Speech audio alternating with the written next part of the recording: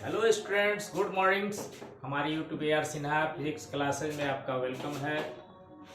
आज हम पिछले वीडियो में जो मॉडर्न फिजिक्स का 12th बिहार बोर्ड का जो है क्वेश्चन डाले थे उसमें कुछ बच गया था। आज हम वो पूरा करने जा रहे हैं जो 2023 के लिए इम्पोर्टेंट्स है। हो सकता है उसके आगे भी चलेगा, तो ध्यान से देखेंगे, समझेंगे और समझिए। 3 बार हम बोलेंगे, यादें हो जाएगा। चलते हैं फर्स्ट क्वेश्चन। एन टाइप तथा पी टाइप और चालक में अंतर स्पष्ट करें। एन टाइप और चालक, देखिए एन टाइप समझने के लिए 4 फिक्स रहेगा और पी टाइप समझने के लिए 4 ये फिक्स रहेगा। 4 संयोजी इलेक्ट्रॉन वाला फिक्स रहेगा। एक में 5 को मिलाएंगे तो एन टाइप बन जाएगा और एक को 3 में मिलाएंगे तो पी टाइप बन जाएगा। यह देखिए, यह 4 संयोजी इलेक्ट्रॉन को 5 संयोजी इलेक्ट्रॉन वाले परमाणु को मिलाने से उत्पन्न होता है। यह 4 संयोजी इलेक्ट्रॉन को 5 संयोजी इलेक्ट्रॉन वाले परमाणु को मिलाने से एन टाइप उत्पन्न होता है। यह 4 संयोजी इलेक्ट्रॉन वाले परमाणु को 5 संयोजी इलेक्ट्रॉन वाले परमाणु को मिलाने से उत्पन्न होता है। इसमें चलिए, यह 4 संयोजी इलेक्ट्रॉन को 3 संयोजी इलेक्ट्रॉन को मिलाने से उत्पन्न होता है। यह 4 संयोजी इलेक्ट्रॉन को 3 संयोजी इलेक्ट्रॉन वाले परमाणु को मिलाने से उत्पन्न होता है। ऐसा भी क्वेश्चन पूछ सकता है, एन टाइप और चालक क्या है। एन टाइप और चालक क्या आती है, इधर वाला पूरा ओके कर दीजिए कि 4 को 5 संयोजी इलेक्ट्रॉन मिलाने से एन टाइप बनता है। इसमें एन से निगेटिव पकड़ लेना है तो फ्री इलेक्ट्रॉन होता है, इसमें स्वतंत्र इलेक्ट्रॉन होता है, ज्यादा स्वतंत्र इलेक्ट्रॉन होता है, कम धन छिद्र होता है। पी टाइप में है पढ़ना है तो 4 संयोजी को 3 संयोजी इलेक्ट्रॉन में मिलाने से पी टाइप बनता है। पी से पॉजिटिव होता है तो धन छिद्र इसमें ज्यादा होगा, स्वतंत्र इलेक्ट्रॉन में कम होगा। इसमें स्वतंत्र इलेक्ट्रॉन की मात्रा अधिक तथा धन छिद्र की मात्रा कम होती है। ऐसे स्वतंत्र इलेक्ट्रॉन हो गया, इसका मात्रा अधिक होगी तथा धन छिद्र की मात्रा कम होती है। इसमें स्वतंत्र इलेक्ट्रॉन की मात्रा अधिक तथा धन छिद्र की मात्रा कम होती है। अगेन, इसमें स्वतंत्र इलेक्ट्रॉन की मात्रा अधिक और तथा धन छिद्र की मात्रा कम होती है। सेकेंड पॉइंट इसका पी टाइप का, इसमें धन छिद्र की मात्रा अधिक तथा स्वतंत्र इलेक्ट्रॉन की मात्रा कम होती है। पी से पॉजिटिव ज्यादा ना हो गया। इसमें धन छिद्र की मात्रा अधिक तथा स्वतंत्र इलेक्ट्रॉन की मात्रा कम होती है। फिर लास्ट पॉइंट, लास्ट, इसमें धन छिद्र की मात्रा अधिक तथा स्वतंत्र इलेक्ट्रॉन की मात्रा कम होती है। ओके, नेक्स्ट, पाषाण श्रेणी से आप क्या समझते हैं। इसमें 5 गो श्रेणी होता है, याद रखना है। बाहर से जब पहला में कूदेगा जाएगा, कुदुक कुदुक के पहला में पहला माने बाहर से पहला में जंप करना है तो याद रखना है लाइमन श्रेणी।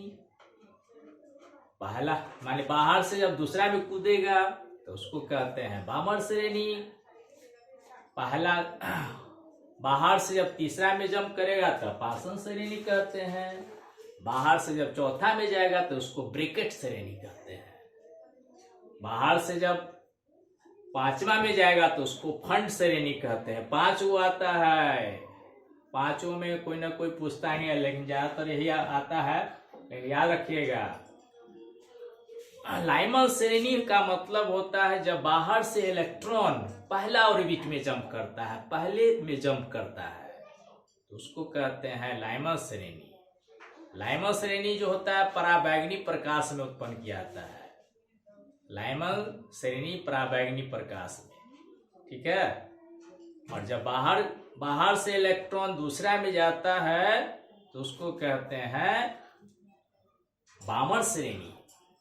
बामर श्रेणी किस में उत्पन्न होता है तो दृश्य भाग में।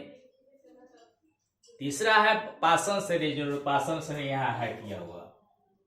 जब इलेक्ट्रॉन बाहरी ऑर्बिट से तीसरे ऑर्बिट में प्रवेश करता है तो उसे पाषाण श्रेणी कहते हैं या अवरक्त प्रकाश में उत्पन्न होता है। जब इलेक्ट्रॉन बाहरी ऑर्बिट से तीसरी ऑर्बिट में प्रवेश करता है तो उसे पाषाण श्रेणी कहते हैं, यह अवरक्त प्रकाश में उत्पन्न होता है। जब इलेक्ट्रॉन बाहरी ऑर्बिट से तीसरी ऑर्बिट में प्रवेश करता है तो उसे पाषाण श्रेणी कहते हैं, यह अवरक्त प्रकाश में उत्पन्न होता है। याद हो गया होगा, ठीक है।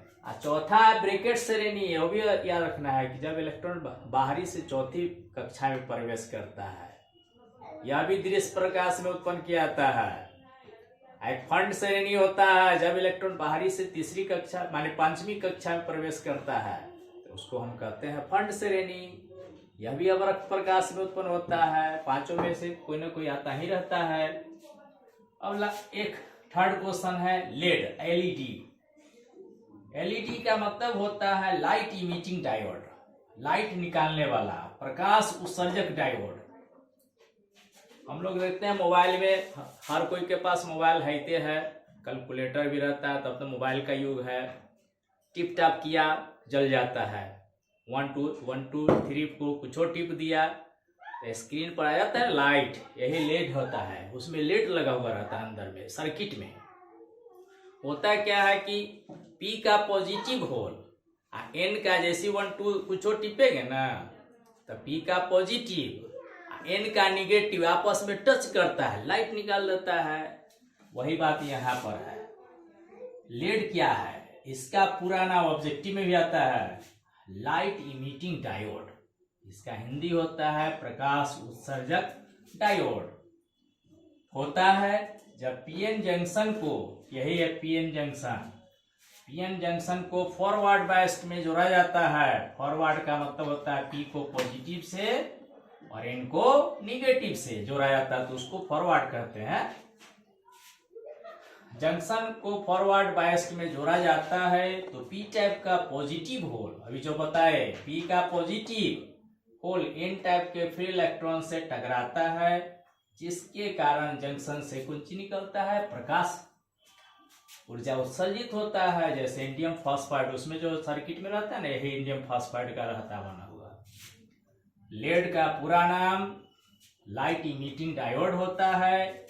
जब पीएन जंक्शन को फॉरवर्ड बायस्ड में जोड़ा जाता है तो पी टाइप का पॉजिटिव होल एन टाइप के फ्री इलेक्ट्रॉन से टकराता है, जिसके कारण जंक्शन से प्रकाश ऊर्जा उत्सर्जित होता है। यही जंक्शन से ऊर्जा, जैसे इंडियम फॉस्फाइड, इसका पूरा नाम लाइट इमिटिंग डायोड होता है। जब पीएन जंक्शन को फॉरवर्ड बायस्ड में जोड़ा जाता है तो पी टाइप का पॉजिटिव होल एन टाइप के फ्री इलेक्ट्रॉन से टकराता है, जिसके कारण जंक्शन से प्रकाश ऊर्जा उत्सर्जित होता है। याद हो गया होगा।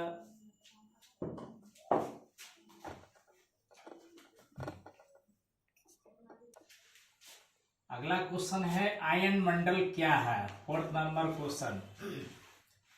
पृथ्वी के सतह से 80 किलोमीटर से लेकर 1000 किलोमीटर ऊपर तक के पृथ्वी के वातावरण की परत को रेडियो तरंग पृथ्वी को लौटाता है, उसे आयन मंडल कहते हैं। पृथ्वी के सतह से 80 किलोमीटर से लेकर 1000 किलोमीटर ऊपर तक के पृथ्वी के वातावरण की परत को रेडियो तरंग पृथ्वी को लौटाता है, उसे हम आयन मंडल कहते हैं। पृथ्वी के सतह से 80 किलोमीटर से लेकर 1000 किलोमीटर ऊपर तक पृथ्वी के वातावरण की परत को रेडियो तरंग पृथ्वी को लौटाता है, उसे आयन मंडल कहते हैं।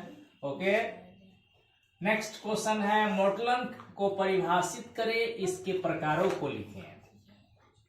मोटलन को परिभाषित करें, इसके प्रकार को लिखें। मोटलन क्या है? तो एक ऐसी प्रक्रिया है जिसमें कम आवृत्ति वाले सिग्नल को उच्च आवृत्ति वाले सिग्नल में बदल दिया जाता है। यह एक ऐसी प्रक्रिया है जिसमें कम आवृत्ति वाले सिग्नल को उच्च आवृत्ति वाले सिग्नल में बदल दिया जाता है, मोडुलन कहलाता है। यह एक ऐसी प्रक्रिया है जिसमें कम आवृत्ति वाले सिग्नल को उच्च आवृत्ति वाले सिग्नल में बदल दिया जाता है, उसे मोडुलन कहते हैं। याद हो गया होगा। यह दो प्रकार का होता है, आयाम मोडुलन फर्स्ट नंबर आवृत्ति मोडलन, सेकंड नंबर आयाम मोडलन, आवृत्ति मोडलन, आयाम मोडलन, आवृत्ति मोडलन। ओके, ये बहुत इंपॉर्टेंट क्वेश्चन है। निरोधी विभव की परिभाषा दें। निरोधी विभव होता क्या है? होता क्या है कि एनोड प्लेट पर आपतित होने वाली वैसा पराबैंगनी प्रकाश जिसके कारण परिपथ में प्रवाहित धारा का मान शून्य हो जाता है, उसे निरोधी विभव कहते हैं। किसी एनोड प्लेट पर एक कैथोड होता है, एक एनोड होता है। कैथोड पॉजिटिव होता है, एनोड नेगेटिव होता है। तो एनोड प्लेट पर है ना, ये जो होता है ना, माइनस वाला कैथोड होता है, प्लस वाला एनोड होता है। एनोड पर आपतित होने वाले वैसा पराबैंगनी प्रकाश जिसके कारण परिपथ में विद्युतधारा का मान शून्य हो जाता है, उसे हम निरोधी विभव कहते हैं। एनोड प्लेट पर आपतित होने वाले वैसा पराबैंगनी प्रकाश जिसके कारण परिपथ में विद्युत धारा का मान शून्य हो जाता है, उसे हम निरोधी विभव कहते हैं। याद हो गया होगा? चलिए नेक्स्ट, डी ब्रोगली तरंगदैर्घ्य का व्यंजक लिखें। व्यंजक लिखना है, मतलब फॉर्मूला दे देना है। डी ब्रोगली तरंगदैर्घ्य का फॉर्मूला होता है lambda equal to H upon H बटे हो गया √2me। एच हो गया प्लांक कांस्टेंट, प्लांक नियतांक। एम हो गया इलेक्ट्रॉन का द्रव्यमान, ई से गतिज ऊर्जा।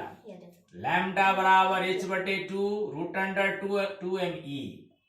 एच हो गया प्लांक नियतांक, एम हो गया इलेक्ट्रॉन का द्रव्यमान और ई हो गया गतिज ऊर्जा। Okay, right. Last question, question number 8, bore के परमाणु सिद्धांत के दो कमियों या दोष को लिखें। वो दो कमियां क्या है, दोष क्या है? फर्स्ट नंबर, ये हीलियम तथा हाइड्रोजन परमाणु वाले स्पेक्ट्रम का व्याख्या नहीं किया है। ये हीलियम तथा हाइड्रोजन परमाणु वाले स्पेक्ट्रम का व्याख्या नहीं किया है। एक और पॉइंट, ये एक और बार कर रहे हैं, ये हीलियम तथा हाइड्रोजन परमाणु वाले स्पेक्ट्रम का व्याख्या नहीं किया है। सेकेंड पॉइंट, ये स्पेक्ट्रमी रेखाओं की तीव्रता का व्याख्या नहीं किया है। ये स्पेक्ट्रमी रेखाओं की तीव्रता का व्याख्या नहीं किया है। ये स्पेक्ट्रमी रेखाओं की तीव्रता का व्याख्या नहीं किया है। Okay, good bye. अब नेक्स्ट वीडियो में फिर मिलेंगे, इलेक्ट्रोस्टैटिक के बारे में बताएंगे। ओके।